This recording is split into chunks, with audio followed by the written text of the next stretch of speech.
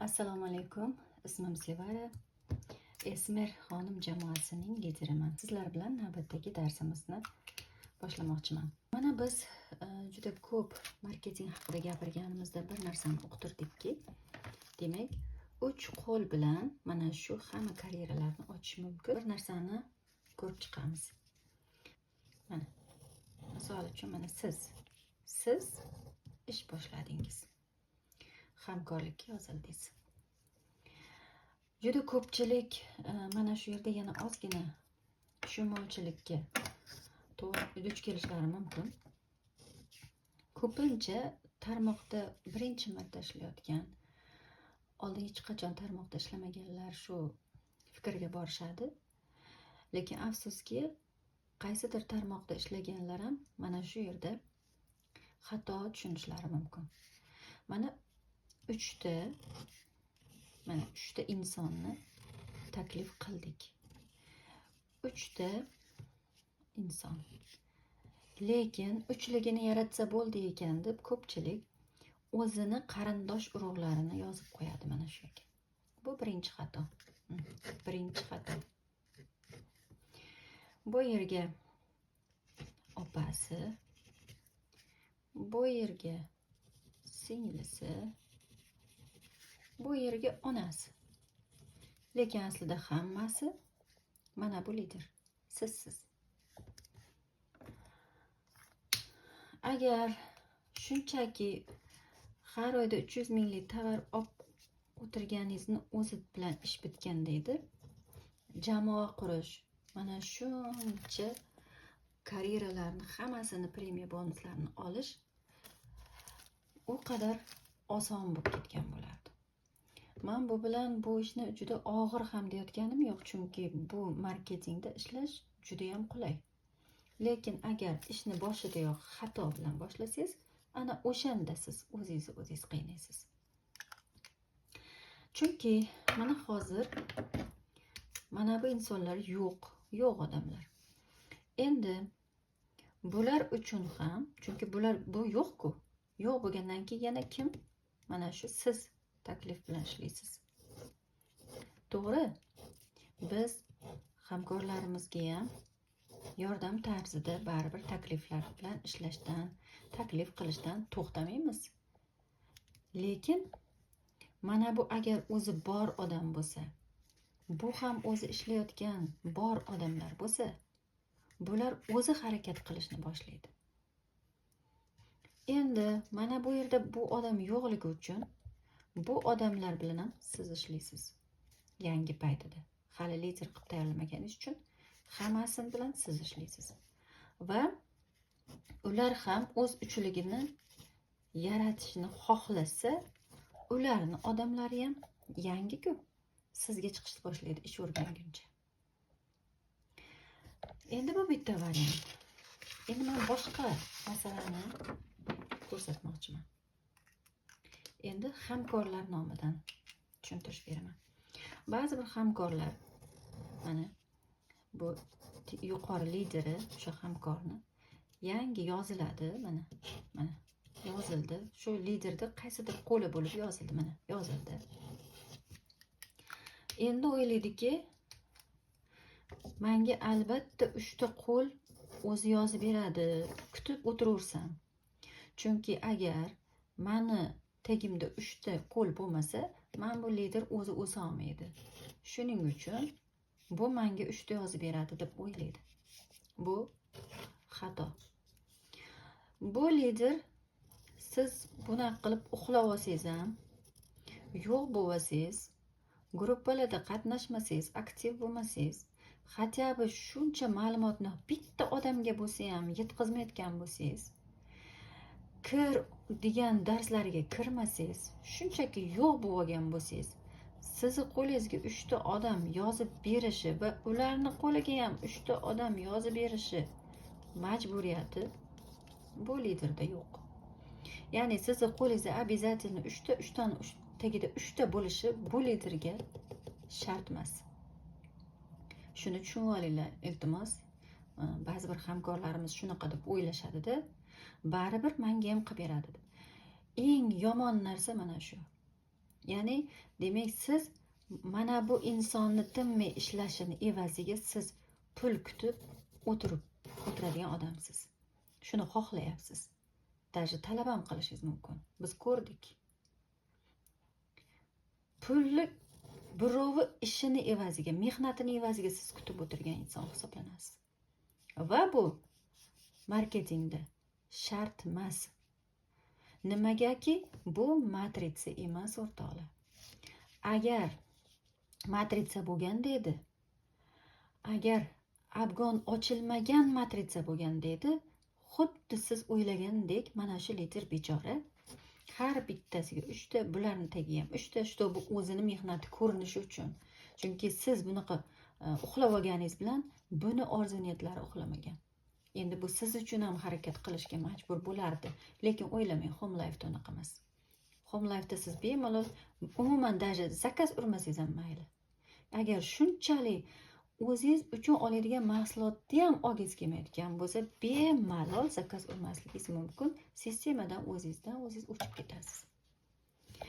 Endi yana bitta holat. Yana ba'zi bir hamkorlar, ba'zi bir hamkorlar mana lider jamoa quryapti, tinimsiz ishlayapti, dars o'tyapti, o'rganganini mana bu jamoasiga o'rgatyapti, tinimsiz. Mana shu lider. Endi yangi hamkor yozilyapti-da, mana qayergadir yozyapti. Mana o'zini 3 ta hamkori bor bu liderda, uchalasi ishni boshlashgan. Shu paytda mana bu yerga yozilgan yangi hamkor deylik, mana yangi mana shu. Mana shu yangi. Mana bularga mana bular o'zi hamkorlar taklif qilyapti. Buniki hali yo'q, bunda endi bitta. Bu kutyapti. Nimani kutayotganini endi o'ziga ayon. Qachondir meni ham tagimga kelib qolar deb kutyapti. Shunchaki indamay yuraversam, o'zidan o'zi tagimga yozilib qoladi deb kutyapti bu hamkor. Bu kutayotgan bo'lsa, mayli qachondir yozilar bunga ham. Lekin mana bu yoqlar bor hali. Bu yoqlar bor hali. Yana mana bular bor hali. Bularni tagi bor. Bular, mana yana bitta, mana bu kutaversin, mayli kutib o'tiraversin. Mana. Chunki jamoa qurish uchun ish boshlash mumkin yoki sotuv uchun ish boshlash mumkin yoki iste'molchi sifatida hamkor bo'lish mumkin. 3 xil hamkorlik bor. 3 xil. 3 xil maqsadda siz saytdan ro'yxatdan o'tishingiz mumkin. Yoki siz sotuvdan daromad qilsangiz bo'ladi. Yoki iste'molchi bo'lib xohlagan vaqtingiz saytdan o'zingizga kerak tovarlarni sovg'alar bilan sotib olishingiz mumkin. Yoki jamoa qurishingiz mumkin. Agar siz shuni xohlamayotgan bo'lsangiz, jamoa qurishni mana shu yerda to'xtab turishingiz mumkin. Sizni tagingizga 3 ta обязательно hamkor yozilishi majburiyati yo'q, jamoada ham, liderda ham. Prosta mana tagingizga bitta tushadi, chunki bu uzilmaydi, bu zanjir uzilmasligi uchun. Lider siz umuman mana shunaqa yo'q bo'lib qolganingiz uchun yoki shunchaki bitta o'zingiz uchun zakaz urib yursangiz ham biz jamoamizda yuraverasiz. Bitta yagona sharti o'zingizni kabinetingizni aktiv qilib, o'zingiz uchun zakaz urib tursangiz ham siz saytda o'chib ketmaysiz. Mayli o'sha ishni qilib tursangiz ham tagingizga bitta yoziladi, chunki bu mana bu tomonni zanjiri to'xtab qolmasligi uchun. Va u qachondir siz kutsangiz kutib turaverasiz. O'sha qachondir mana shu liderga mana shu qo'li kerak bo'lganda yozadi. Bitta yozadi haqiqatda. Va mana shu yozgan odamni jamoa qilib ketishi mumkin bundan keyin. Va agar vaqtingizdan bo'lib u ham iste'molchi bo'lib kirsa, ana endi faqat iste'molchi, bu ham jamoa qilmaydi. O'zingizda qil u ham. Keyin bu lider nima qiladi? Mana bu lider bitta qo'li uchun faqat iste'molchilar tushib qolayotgani uchun yana mana shuni tagiga yana bitta yozadi. Chunki siz marketingda ishlash, biznes qilish uchun kirmaganingiz bilan mana bu boshqa maqsadda kirgan. Shuning uchun bu harakat qiladi. Yana bitta tagingizga yozadi mana bu yerga.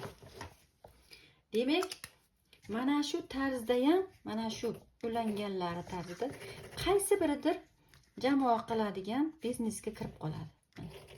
Topilib qoladi, baribir ichidan chiqadi. Mana o'sha endi jamoa qilib ketdi. Mana shuni ballari ham siz shunchaki saytda aktiv qilib turganingiz uchun kabinetingiz sizgacha chiqib boradi. Karyera ham ochishingiz mumkin. Mana shu boshqalarning bali bilan.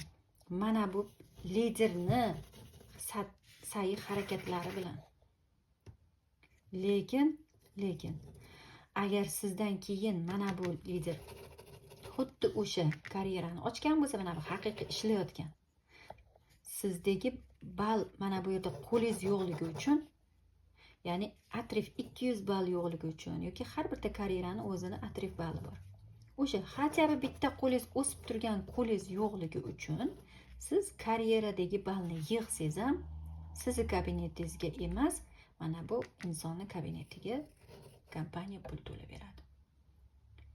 Chunki bu o'z-o'zidan ma'lum, bu biznesga kirmaganingiz. Agar biznesga kirgan bo'lganingizda bitta qo'lni ochib, yana ko'pchilik bir narsani tushunmayapti. Mana 3 ta taklif qilib qo'ysam bo'ldi deb o'ylaydiganlar bor. Biz 3 ta taklif qilib qo'ysangiz bo'ldi. Shu bilan sizga hamma bonuslar, hamma premiyalar tushadi degan gapni aytmayapmiz. 3 tadan ortig'i kerak emas deyapmiz. Ya'ni sizga kerak emas, sizga mana bu atrofingizga, o'zingizga shaxsiy kerak emas deyapmiz. U boshqa masala. Bu degani bu 3 tani taklif qilib qo'yib yoki mana 3 taligini to'ldirib qo'ysam bo'ldi deb opa, singlingiz, akangiz yoki eringizni registratsiyadan o'tkazib qo'ysangiz endi bo'ldi. Hech narsa bilan ishingiz bo'lmasa ham hamma pulni sizga beradi, sayohatlarda ham siz yutib olasiz. Har oyda pul kelib turadi emas. To'g'ri tushuninglar, bu 3 tadan ortig'i kerak emas degani. Atrofiga kerak emas, pastga tushadi degani. Mana 3 ta ochib turib, buni rivojlantirish kerak. Buni rivojlantirish uchun mana bu inson o'zini rivojlantirish kerak. Va buning uchun u yolg'iz emas. O'qituv yo'lga qo'yilgan. Misol uchun meni komandamda o'qituv yo'lga qo'yilgan. Hammasiga qarayman. Hammani o'zini holatdan kelib chiqib o'rgataman, tushuntiraman. Mana shu insonga ko'p narsani agar o'zi xohlasa, xohlamasa, chunki siz uyiga borib telefonida internetni yoqib darsga kirgizib yana qaytib kela olmaysiz. Agar shunday qilsangiz ham miyasiga kirgizib qo'ya olmaysiz. Xohlash kerak. Pulni xohlayapmizmi? Pul kerak bo'lyapti-ku, pulni xohlayapsiz, lekin ishni xohlamayapsiz. O'rganishni xohlamayapsiz, o'rgatishni xohlamayapsiz. Unda endi bu yog'i halol bo'lsin-da. Raz xohlamadingizmi? Endi pulni ham xohlamang-da. Pulni xohlasangiz, ishni ham xohlash kerak. Menga birorta tashkilot aytinglar. Ishlamasa pul beradigan tashkilotlar bormi? Men o'zim o'qituvchiman. Maktabga borib dars bermasam menga oylik yoziladimi? Yoki tarbiyachilik, bolalarga tarbiyachilik qilmasa, prosta yozilib qo'ysa ishga kirib, unga har oy maosh beriladimi? Birorta tashkilot aytinglar. Nimaga endi bu yerda yozilib qo'ysangiz, o'sha pul keladi deb o'ylashingiz kerak. Siz sotuvdan bemalol daromad qilishingiz mumkin agar jamoa qurishni xohlamasangiz. Mana jamoa qurishni xohlasangiz, darslar bor, o'qituvlar bor. Qatnashing, bepul-ku. Hamma ham bilib tug'ilmagan. Biz ham boshqa sohadan kirib kelganmiz. O'rganmoqchi bo'lsangiz hamma narsa bor. Faqat o'rganmoqchi bo'lmasangiz hech narsa yo'q. Shunday qilib bugungi qisqagina mavzuni tugatdim. Hammaga rahmat. Sog' bo'linglar. Jamoamda kutib qolaman.